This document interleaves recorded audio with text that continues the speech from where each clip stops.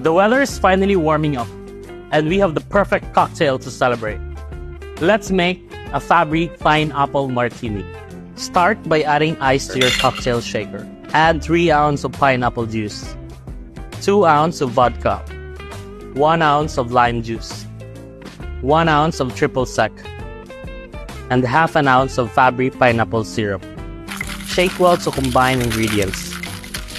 Strain your cocktail into a martini glass.